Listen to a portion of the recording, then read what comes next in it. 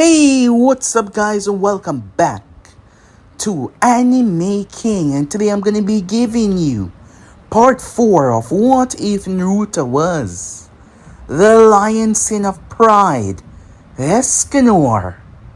Remember to get this one to 100 likes as usual. Share this to all of your friends on your social media platform. And also, guys, if you're new and this is the first time hearing my voice, I indeed have 3 more channels which I post what if on every single day for you guys to enjoy. All the links will be down in the description, so go ahead and obliterate that red subscribe button and become a part of the Anime King family. And don't forget to turn on the bell notification because I do post a hell of a lot. So without further ado or wasting any more time, how about we jump right into this? Let us begin now, guys.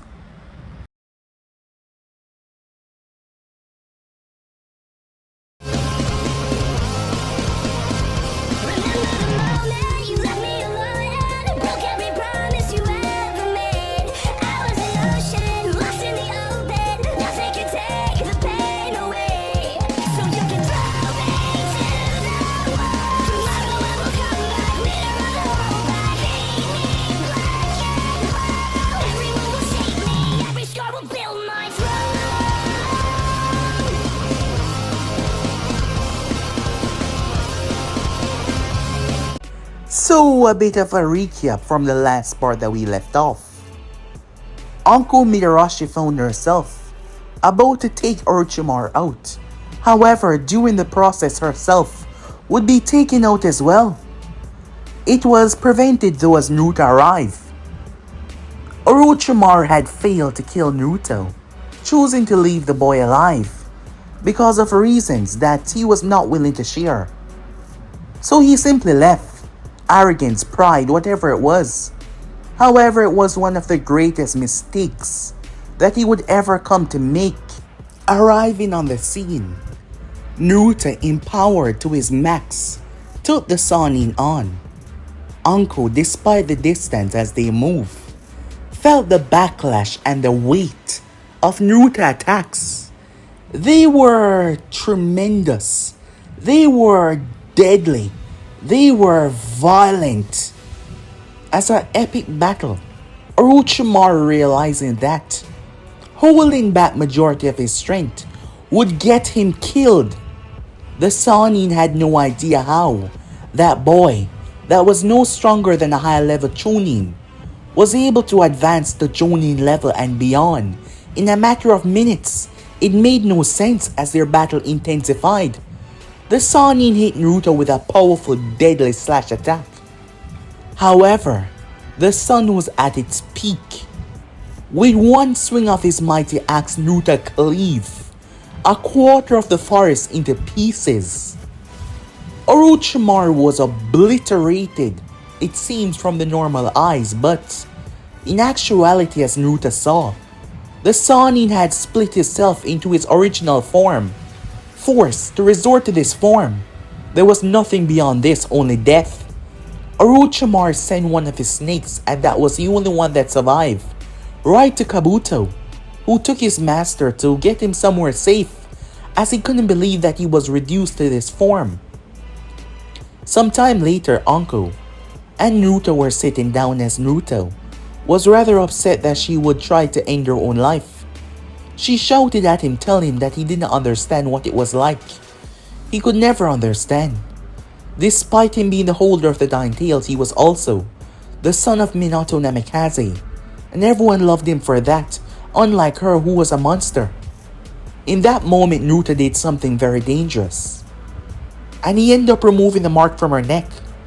Having learned how to slowly gather the rays of the sun inside of his body, in order to use them in very deadly moments.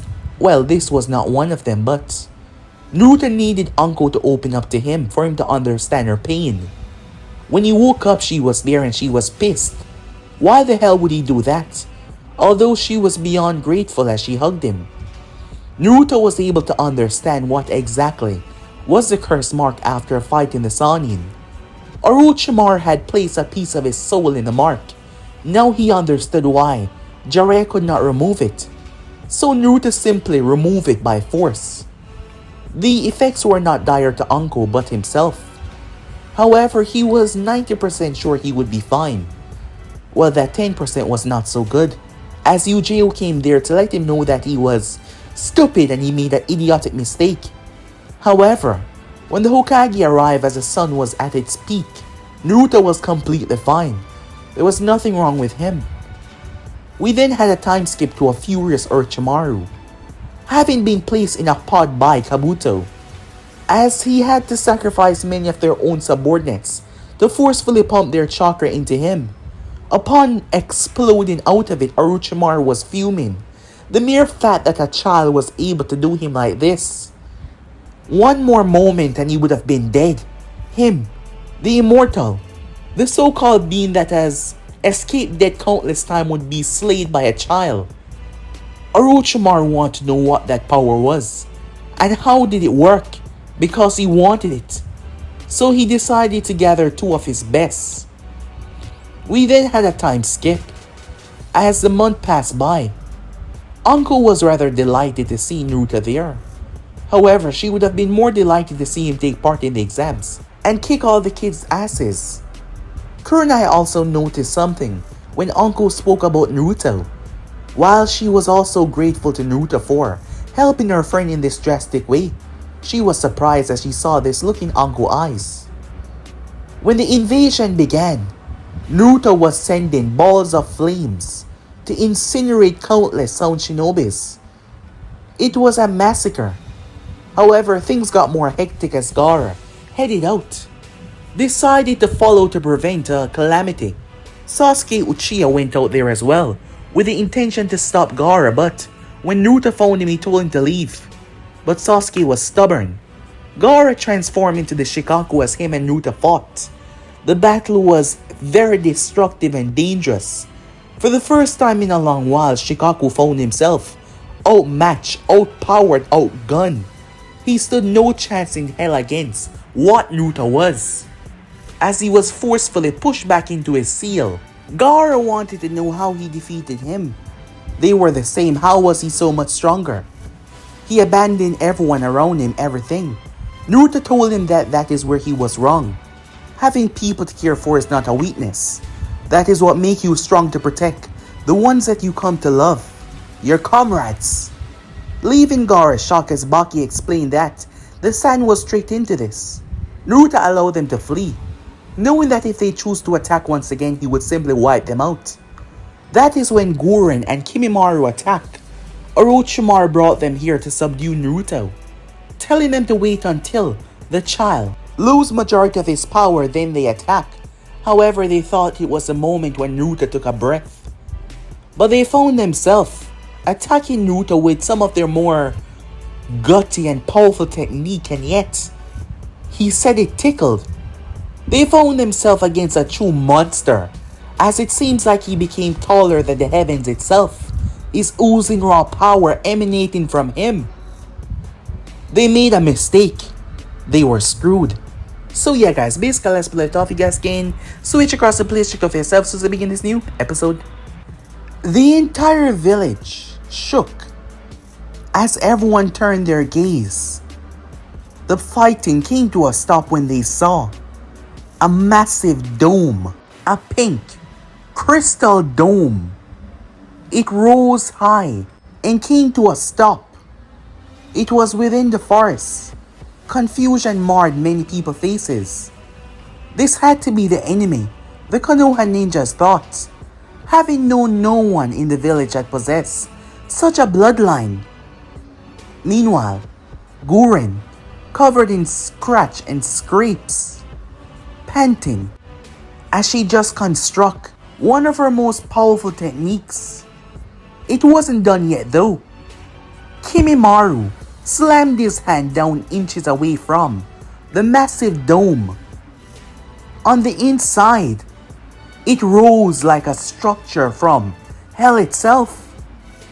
Bones, gigantic bones erupted out of the earth, with the sole intention of simply slowing down one person. From what they've witnessed, It doesn't seem like their combined might could even fully take him down. They couldn't afford to hold back anymore. Kimimaro was covered in the curse mark. Stage 2. The battle has been going on only for 2 minutes since they arrived. He cut through every single one of their attacks like that. Like it was nothing to him. So they hit him with their most powerful, knowing that they couldn't afford to waste much time. Gurren placed her hand on the crystal dome. As Kimimaro bones started to be infested by her crystal, as she clapped her hands together, they spiked out. If it was anyone else, any group, they would have been shredded. She panted as she stood there, no longer wearing her armor. He had literally cut right through it, but this was her most powerful technique to date. There was no way in hell that he can simply walk this off. It was done. The both of them thought to themselves, believing that the battle was over.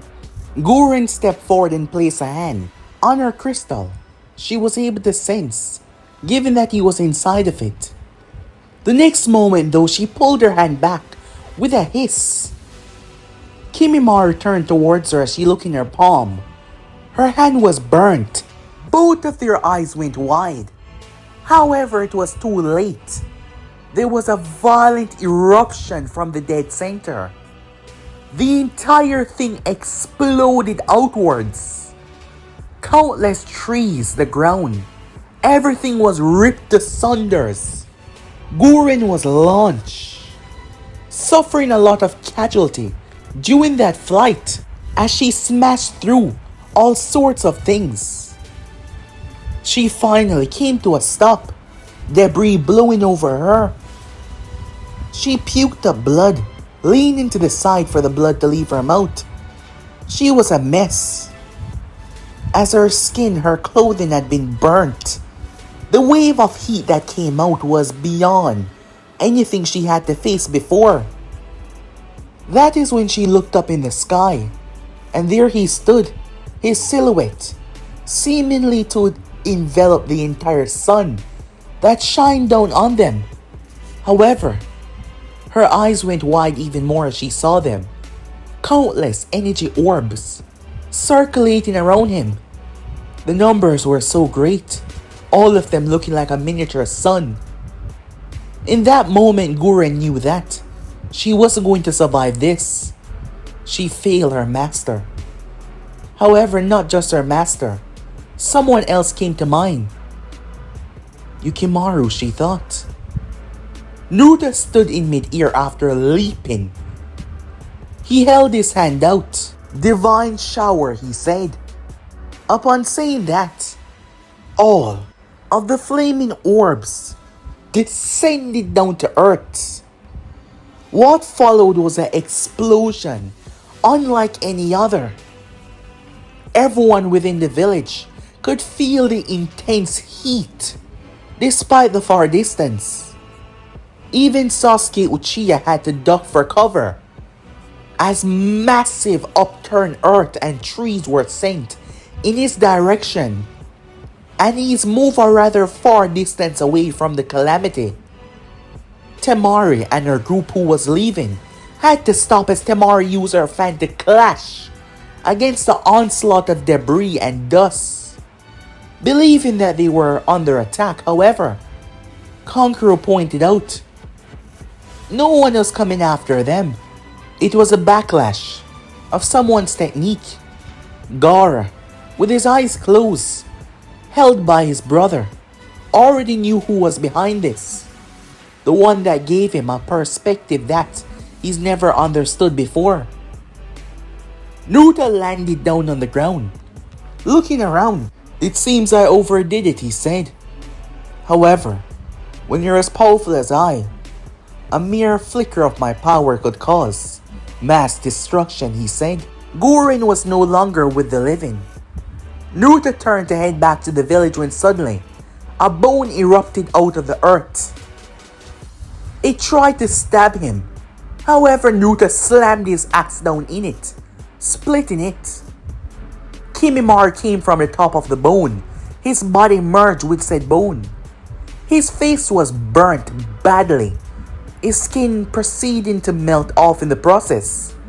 However, his arm was covered by what seemed to be a white drill, made from bone that was spinning. He thrust it towards Naruto's chest, as Naruto was wide open, intending on ending him right here and now. His master was in danger. A being like this couldn't be allowed to live to harm his master. If he had to use his final living breath to end his life, that is what he will do.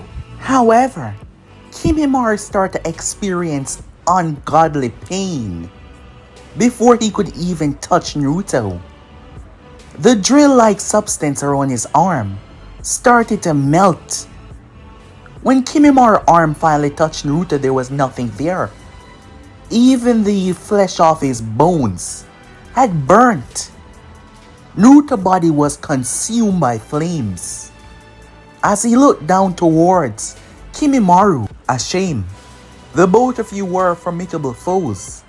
However, unfortunately you had to face someone like myself, and there is no other being that is greater, he said. He raised his axe, Super Slash, a violent, destructive slash that wiped away every ounce of bones. It was like they were never there to begin with. In the far distance, watching the scene play out, was none other than Kabuto. For the first time he had to say, Orochimaru-sama was wrong. This child, no, this monster. Kabuto doubted that, even at his full power, his master would win. This boy was truly unique, truly special. The world might knew of his existence. However, they did not know just how much he affected everything. This boy's mere existence was something that affected everything. It was always the same in the past. One warrior that rise to the occasion, possessing enough skill and power to overthrow everyone else in his shadow. And this boy was the very definition of power itself. Both Kimimaro and Guren, promising members, wiped out like they were nothing. A truly shameful loss. However, Kabuto realized his intervention would cause nothing but his death. Still having no idea how this power worked, while he seemed to be stronger in the day, there must be some sort of radius, some time frame. Kabuto was trying to find out. However, he never got the chance as a child. Start to make his way back to the village. The remaining ninjas started to run away, as Konoha started to fight back. The Inoshika-cho and several others. All of the civilians were safe. It was a massacre. The Sound Ninjas forced to flee for their life. Unfortunately though, all of it came at a huge cost. As he took his final breath, Hiruzen Sarutobi was not actually sad. He was not really upset. He blamed himself for not finishing what he could have done years ago with Orochimaru, but he was alright, knowing that he was leaving the village in safe hands. Naruto. They would keep the village safe. This next generation would protect it all. That was his final thoughts, as his soul was gripped and taken by the hands of death. Time skip. You were a man that was deserving of my respect, Naruto said, as he looked down towards the grave of Hiruzen Sarutobi. It was midday, however. Naruto seemed calm more than usual. That was because of the seal that Jiraiya had been working on. Only applied it a day ago. It was working fantastically. It allowed Naruto to remain as he was in the night, in the daytime. Yes, his personality was not altered or changed by the overwhelming power that he gains. The seal was an extremely powerful one. It not only allowed him to store a lot of the residual energy so that he could use it in the nighttime as well, it also canceled the energy by simply redirecting it out of his body. Because this energy could not be controlled, while the seal does absorb some of it, it couldn't go any further than just a bit. The power that he wielded was able to burn through any seal that anyone could ever create. It was literally the power of the sun. The heat was so intense. The only reason why most people did not die on contact was because Naruto always kept the heat back, because it would harm his comrades and his friends. So yes, it was midday, but Naruto was rather calm, relaxed. Hearing footsteps, he didn't bother turning around. As Uncle Midarashi walked up behind him, she stood by his side. "A shameful loss," she said. "He was a great man." "Yes, he was," said Naruto. He looked towards her. "How are you?" he said. "Given the calamity that has fallen on this village because of that man that you despise so much." "You were right," she said to him. "Taking myself out, believing that I could take him out, was a foolish thought. However, the fact that once again he's been able to get away, once again he's caused nothing but destruction in his wake, hurting many, and yet he gets off scot-free." She clenched her fists. "It really pissed me off." "Well, you don't have to worry for much longer," Naruto said. "Since the moment you opened up to me, I planned on finding the Sannin and reducing him to ash. This, all of this, is simply more incentive to turn him into dust," said Naruto. "And that's a promise. And you of all people know that I do not take those lightly." Anko was aware of the seal because she knew about Naruto changing personality. And she knew that she was talking to the normal Naruto, not the cocky and arrogant one. So for him of all people to say this, his words, she believed in him. "Oh yeah," she said. "Jiraiya the Sannin is looking for you. I figured that you would be out here. Well, you do know me rather well." As the both of them started to walk, "How's Ujeo?" Anko said. "Haven't gotten enough time to spend with her since the incident. Hayate was killed." Naruto had dealt with this during the month, being there by her side. She wanted to focus and push everything into her work. But Naruto was there by her side because she was there for him. So he tried his best to be by her side and helped her through it. "It's difficult," said Naruto. "Losing someone that you love. I can't even imagine what she's going through right now," said Anko. "Never having someone love her back if she actually loved a person. And Hayate had died, stripping her of that. The main part of the problem was they had no idea who did it. His body was found, and they had no idea who was the one that took his life. Given this recent invasion though, Naruto figured that the Sannin was also somehow behind this. All of this was his fault. All of this was him. That is why he would not rest until he buries him." Time skip. Given how long she's been away from the village, why do you think that she will come back now?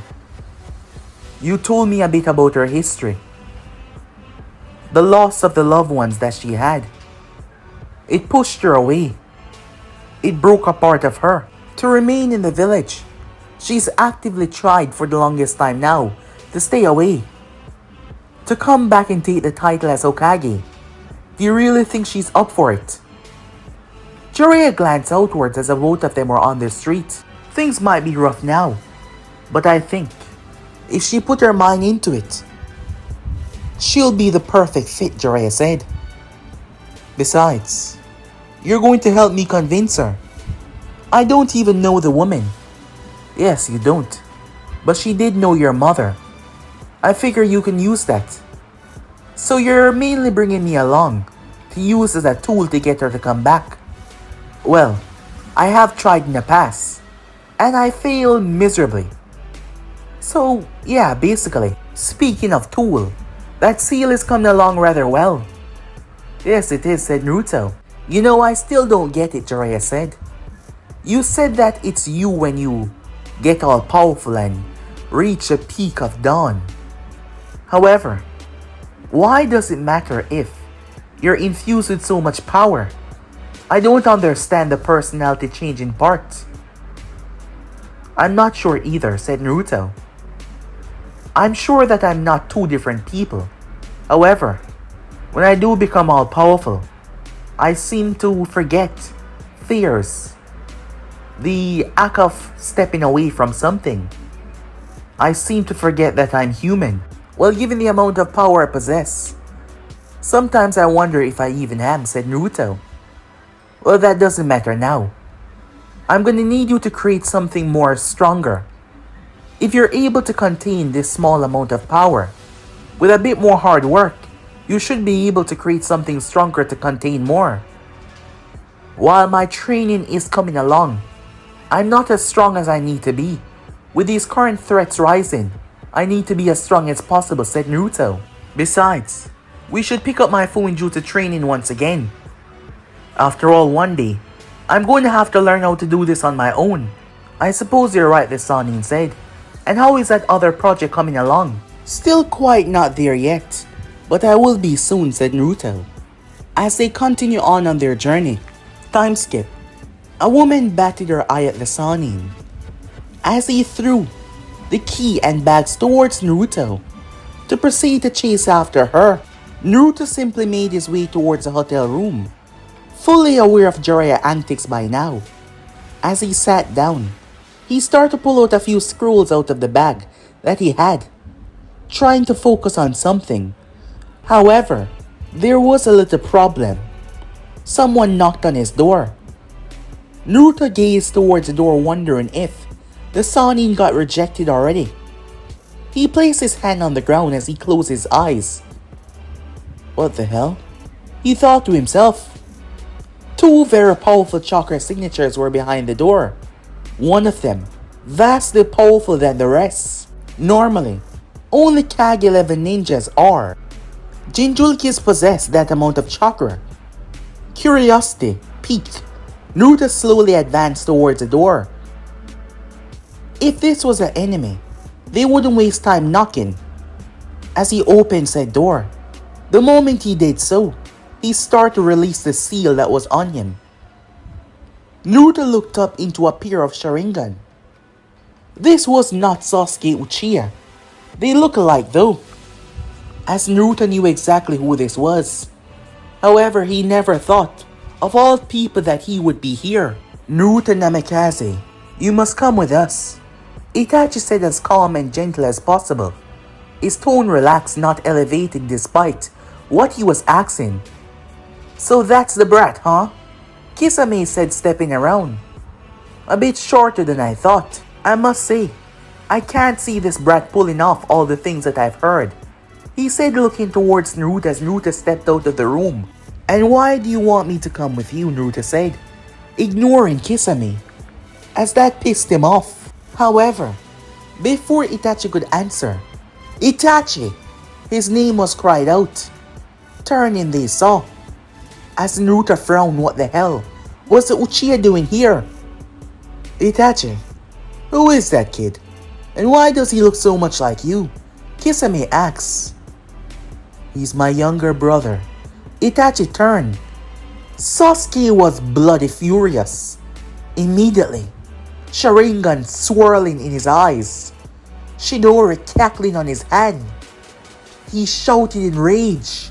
I'm here to kill you, he said. I fester my hate and my anger, and it's time that I release it all on you. Without no hesitation, he shot forward. However, Itachi proceeded to simply grab his hand. Sasuke was mortified.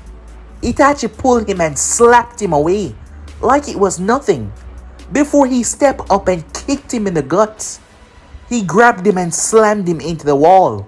He lifted him by his throat. You talk a big game, however. It doesn't seem like anything has really changed. You're still as weak as you always were. Sasuke tried to punch him, but Itachi grabbed his hand and broke his wrist, causing Sasuke to cry. Having witnessed enough, Naruto held his hand out. Kisame turned his gaze, confused by that strange position, when suddenly Flying through the wall, Naruto grabbed his axe and swung, Kisame swinging as well. The two forces collided. It was a really good thing that no one was on this floor.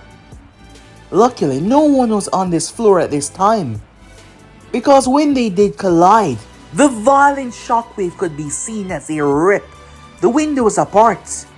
The walls cracked and broke. The problem was, Kisame was beyond shock.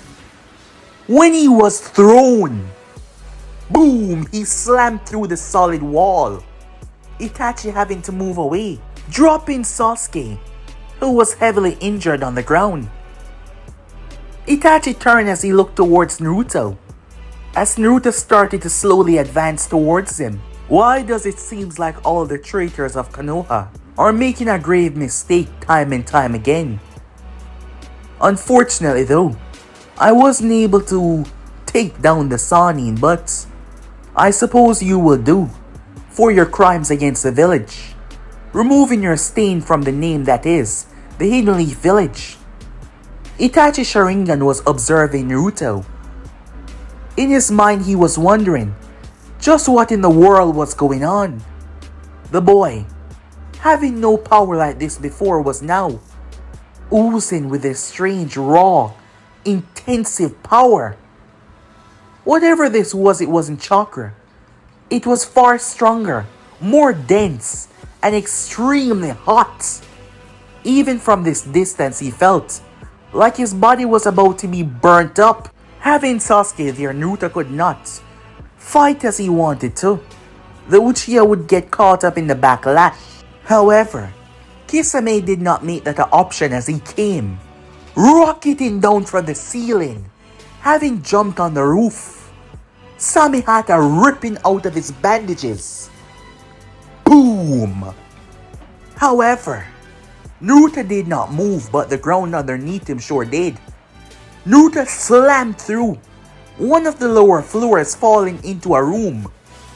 The woman that was inside screamed as his body broke through again and again. Kisame forcing down an incredible amount of power until the both of them were in the basement of the inn. Naruto turned and knocked the blade away from his. He stepped forward and swiped. Kisame jumped as the entire area behind him was reduced to rubbles. The fishman's eyes went wide as Naruto turned and thrust his pointer finger out. Kisame moved, not chancing anything, but it was too late.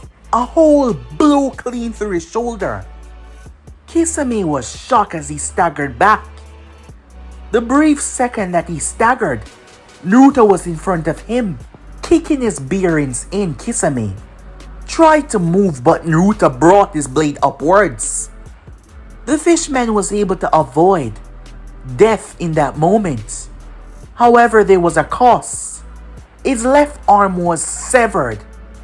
Luckily, Samihata was in his rights. Not wanting to bring the entire building down, Naruto lashed out with his left arm. His hand clasped around Kisame's face. His body had grown drastically. Kisame tried to raise Samihata, but Naruto turned and threw him through the entire building, blasting through, going straight up in the heavens. Kisame was shocked as Naruto was now above him, having reached him in time. He didn't even have time to raise Samihata up.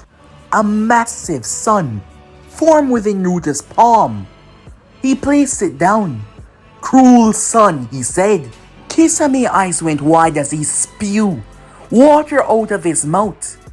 The collision, it happened in mid-air.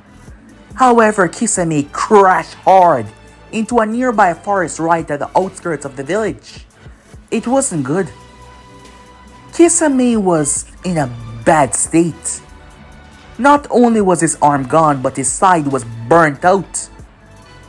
But the man still drew breath. He clenched onto Samihata for dear life, the blade, giving him chakra that it had stored.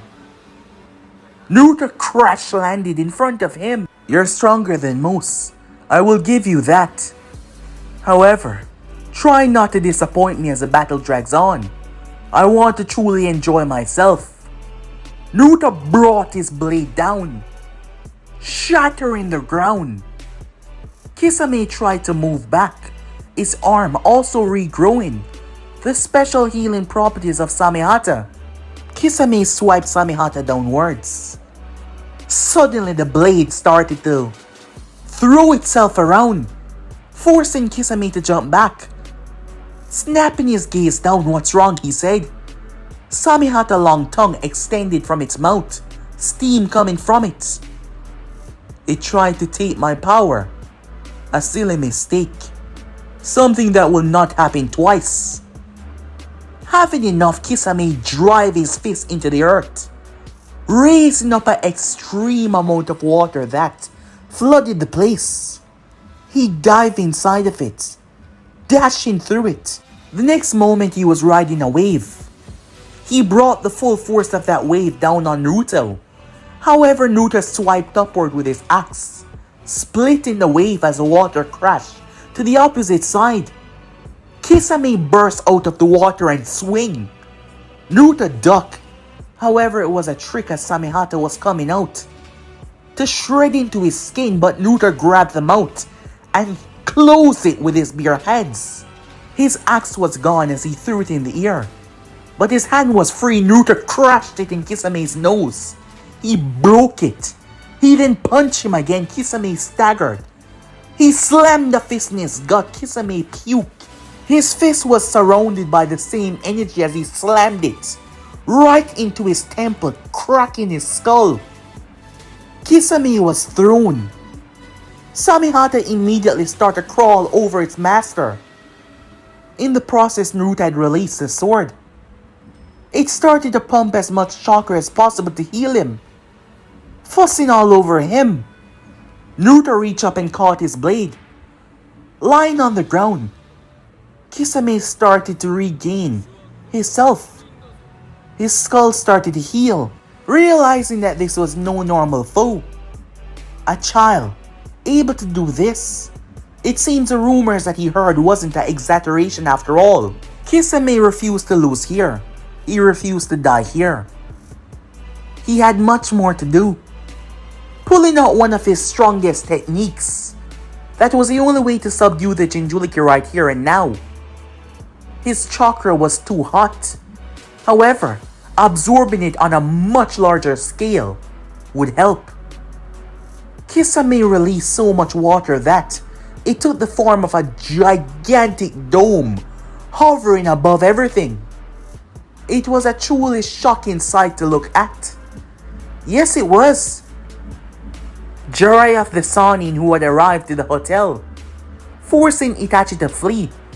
He was holding the unconscious Sasuke over his shoulder, who had passed out because of the pain. Guy was also there as well, having arrived to bring Sasuke back home. They looked up, racing towards a massive water dome, as Naruto was standing right inside of it. He held his breath. Kisame started to merge with Samehata, as the both of them became one, changing form into a half-human, half-fish. He dashed forward and slashed Naruto. Once again, and again and again and again. His speed was on a completely different level. Let's see how you keep up with this. He was tearing at Naruto's flesh, slashing. Not to mention the chakra from him was being drained out into the water and into Kisame. It was only a matter of time now before he passed out. Arriving on the scene. "What is this?" Guy said, sounding rather shocked. Jiraiya narrowed his eyes in focus as he saw the humanoid creature, his mind thinking back. They move in pairs of two. "It's Itachi's partner," he said. It seems like Naruto was preventing him from leaving. This technique, the amount of chakra to pull something like this off. "What should we do?" Guy asks, uncertain of what they should do. If they should enter that thing. Jiraiya, glanced up toward the sky when he saw the heavens, the clouds moving away. Yes, the clouds were moving away as the sun was being bestowed upon the land in its purest form. "Back up," said Jiraiya. Guy looked towards him confused, not understanding. "You want us to back up? What about Naruto-san?" he said. "Trust me, he'll be just fine. But we don't want to be in the slash radius when it does happen." Looking confused at the situation and what was going to happen, Guy stepped back along with Jiraiya, curious on what he was talking about. He was right. The water started to bubble.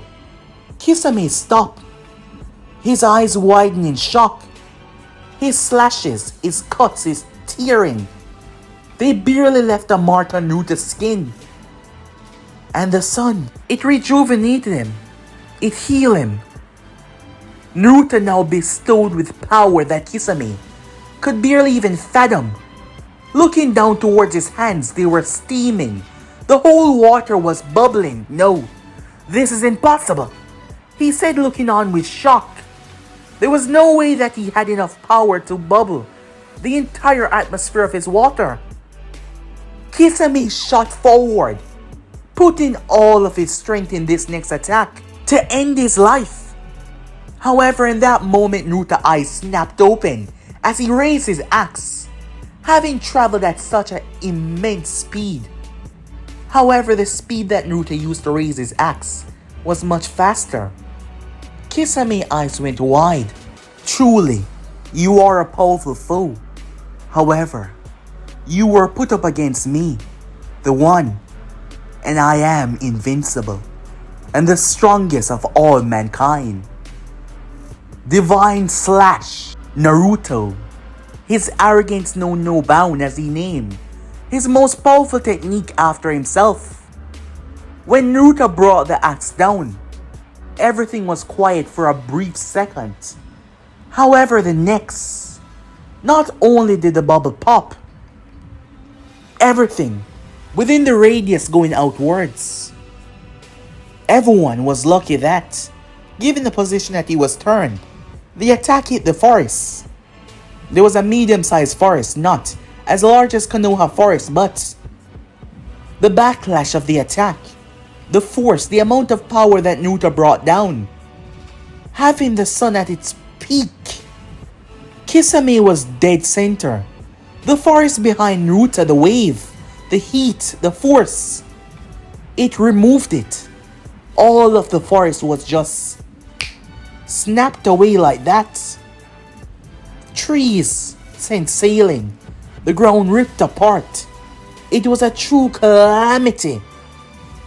Nothing to hold the power back, no barriers, no forces. It was all unleashed. Now realizing why Master Jiraiya wanted them to step back, Guy was able to witness the power of Naruto Namikaze. And he was truly shocked.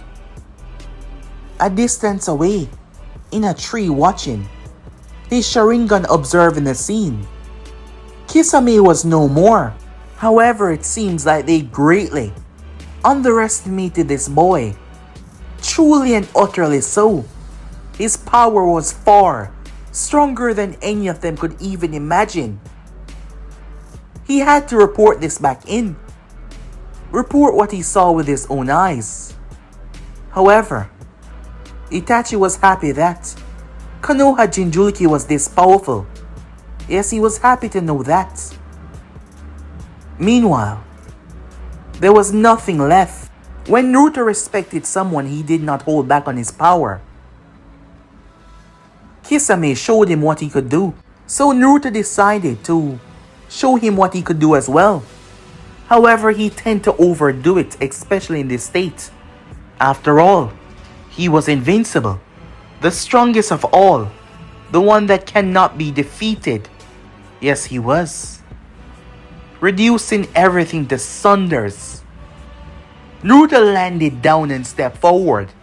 Once again, his power proving too great to ever be contained. As he smirked, He saw the other two rushing over. Might Guy was here as well. Time skip. Jiraiya had no idea that the kid's power had grown so much. It seems that the older he got, the more control and the more grip he got on this power. When he was younger, he wasn't able to cause such a devastating damage. But now, he was able to not only kill a S-rank ninja, but to wipe out the entire forest with the backlash of the technique alone. Kisame's body held up until it was reduced to atoms, destroyed and wiped away. However, Kisame was a great challenge. The problem was, the rays of the sun, it healed Naruto. It healed all of his wounds. And not only that, he was a Jinchuriki as well. And his Uzumaki background, he had such a powerful healing ability. It was truly remarkable. Adding that with his overwhelming power, in a couple of years, Jiraiya would have to say that the kid would be truly invincible. As luck would have it, when they stopped searching for Tsunade was when they found her.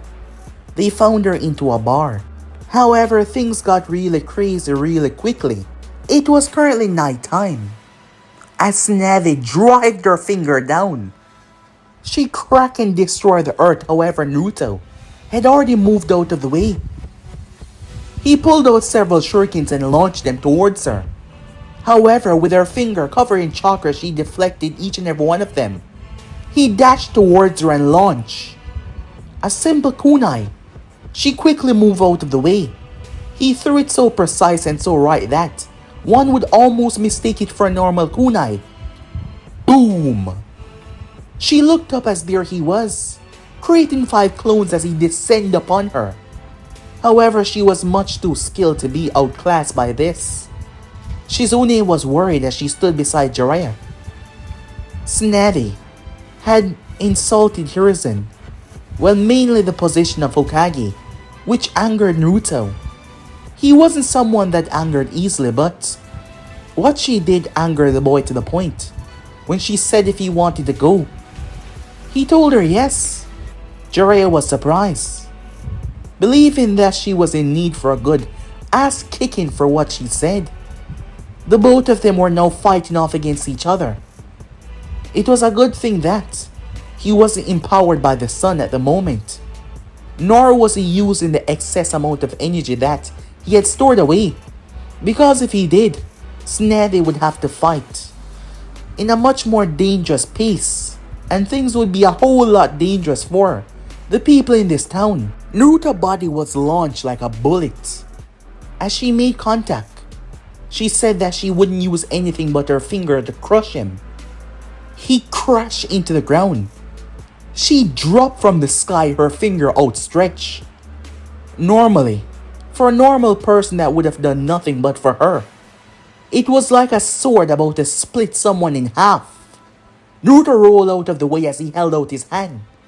A Rasengan formed in his palm. He thrust the thing forward right towards her. She turned, but in that moment though, she looked down. Before he moved, he placed something on the ground.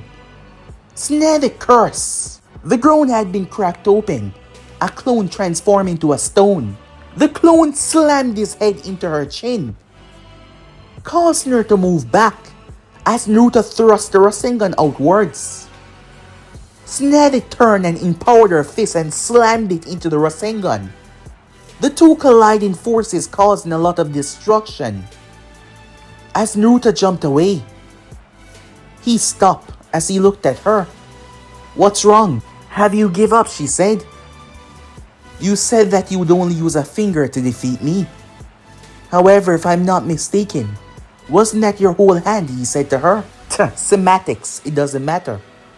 It's not like this fight is going to bring you anything useful. I'm not going back with you guys. I question if you would be worthy for the position or not. He assured me that if you were able to get past what has been plaguing you for the longest time, now you would. However, as I can see with my own eyes, you have not. So there is no reason of continuing this fight. You're not fit for the position. I don't want you in it, said Naruto. Tsunade blinked. You speak as if I do accept it, like you have a say in the matter, she said. You're not fit to run the village. First of all, you disrespected the title. You disrespected your own goddamn sensei, Naruto said. He was your sensei, your teacher, and he's dead. How could you say that about him?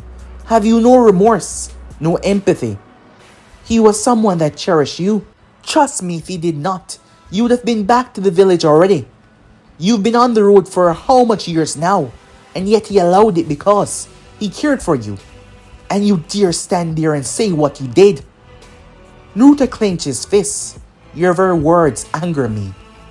And I'm not a person that usually get this angry, but as I said, you're not fit for this position. Work out the crap that you have been struggling with for all these years, and maybe then you can come back to the village. Tsunade clenched her fist at his words. What? Have nothing to say, said Naruto.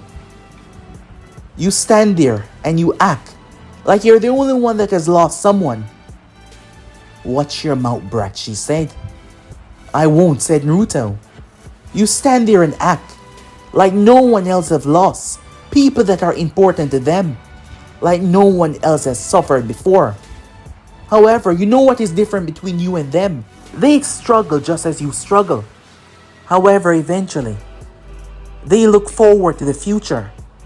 The closest thing I have to a sister is right now going through pain because the man that she loved died, and I'm out here wasting my time with you instead of being back at the village with her. So know this, just because a few loved ones die for you does not make you special. It does not give you the right to do what you do, abandoning your home, believing that everything was better off there.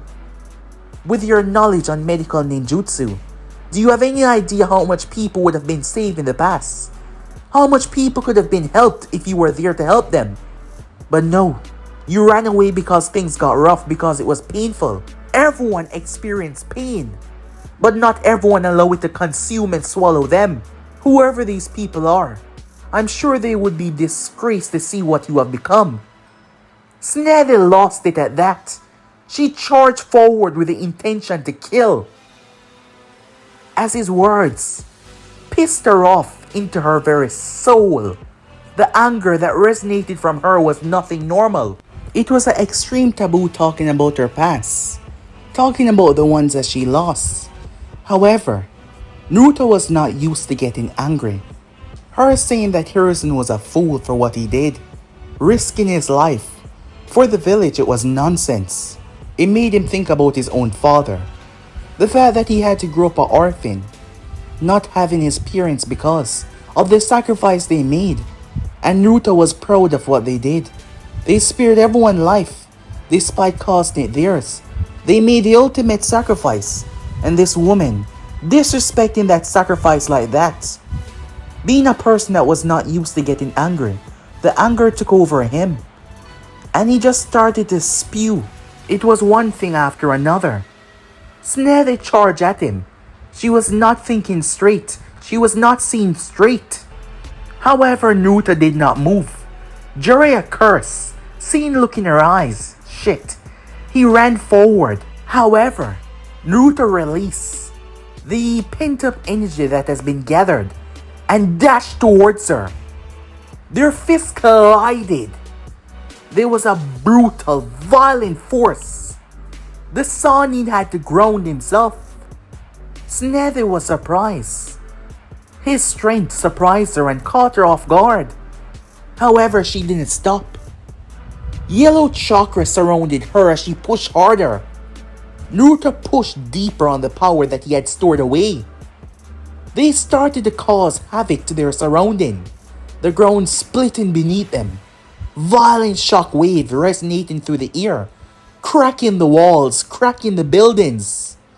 However, neither of them stopped as they pound their fists together, one after another. Tsunade was surprised as she started to feel the burning sensation the more they went. It seems like his blows were only getting stronger and stronger. And why has he grown? Their fists collided again and again and again. They pulled back. both of them seeming to give it their all. Granted, Naruto was nowhere near his peak power, because this was the energy that he had gathered. Usually in the day, the power kept on flowing outward, but it was running out fast. Tsunade was extremely strong. Her physical strength was one of the greatest in this world. So the fact that he was trading blows with her in this state just show how exactly powerful his abilities was. The last blow ripped the entire ground apart, forcing the both of them to break away from one another. Tsunade looked down towards her knuckles that were bruised and bloody. Naruto's knuckles were also bleeding as well. The mere action had zapped a lot of his power. A normal foe wouldn't be able to stand so much blows. But that woman was not normal. Alright, that's enough, Jiraiya said. Jump in between them. If you two were to fight it out here, a lot of life will be lost. You both need to calm the hell down, he said, as he regretted allowing things to go that far. Shizune rushing towards her master to calm her worries. Tsunade snarled as she gave Naruto a glare before walking off. Naruto took a deep breath, the power flowing, and returning back to the seal, what little that was remained. He looked towards his bloody knuckles that were healing. She was a lot stronger than he originally thought.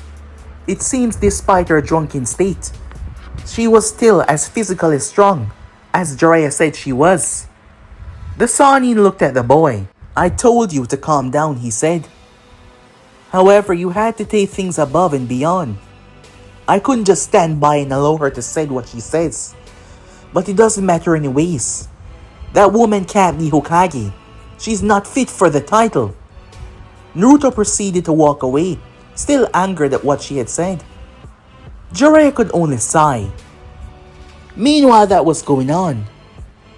There were a lot of powerful members gathered in one room. All of them were here to hear the testimony of one of their own. Why he returned, and his partner did not return along with him. It was none other than Itachi Uchiha, of course. He was a hologram though, his physical body not there at the moment.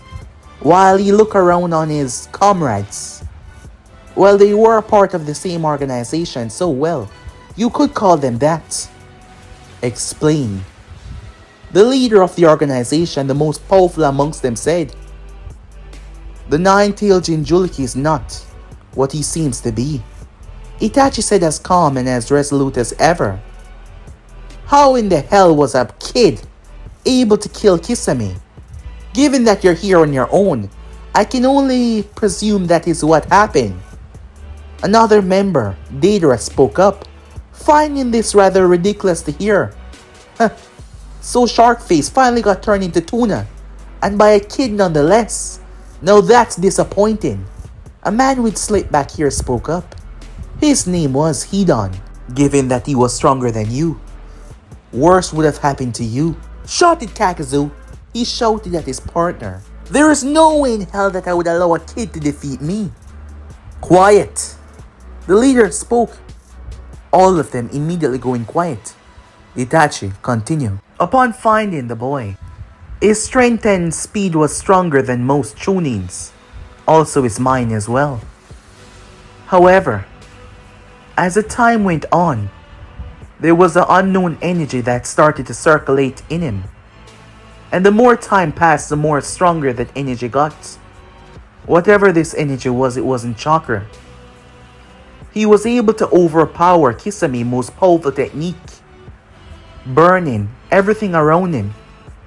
With one swipe of the axe that he has, he was able to wipe out the entire forest, at least 20 times larger than this cave that we're currently residing in. All of them blinked in shock hearing that. I'm not sure if there's a limit to the power that he can produce, but the more time passed, the more stronger he seemed to become, and there seemed to be no end. That is all I was able to witness. Jiraiya of the Sannin and Might Guy arrived, interrupting it, but not before he killed Kisame, wiping him and Samihata out of existence. The leader frowned. Kisame was a valuable asset to this group. This was a big setback. For now, no one will go after the nine-tailed host. Itachi, we will have to find you a new partner, he said. As for the rest of you, it's not time to move out just as yet, given the recent actions taking place in Kiri, he said, looking towards a creature coming out of the ground, Zetsu. The creature continued. The three-tailed host died not so long ago, so it will take a while for the beast to be reformed. Exactly, the leader said. When that time does happen, that is when we will strike. Familiarize yourself with the situation that you have in front of you, and with the foes that you have as well. Dismiss. All of them started to blink away. Once they were all gone, someone emerged out of the darkness. The leader looked towards him. Well, it seems the nine-tailed host is a greater threat than we thought. You will have to be the one to go after him, given this mysterious power. I will, the leader said, looking down towards the masked individual. And I will not fail. However, the Akatsuki is short, not to mention the great attribute that Kisame brought, with his large amount of chakra. His death came as a surprise, the masked individual said. However, I've been prepared for any one of the Akatsuki members to fall. There is someone I have in mind that I think would do well in the organization. I'll pay them a visit. You yourself recruiting? The leader asks. The time is soon approaching. I cannot remain in the dark forever. With that, the man sucked himself away in a swirling vortex, and he was gone. The leader standing there for a good 3 seconds before he also vanished as well. But guys, be and subscribe right here if you want to see things Spartan do. Like, subscribe, comment down below, and turn on that bell notification as they posted. But I'm off for now. See you guys soon. Peace.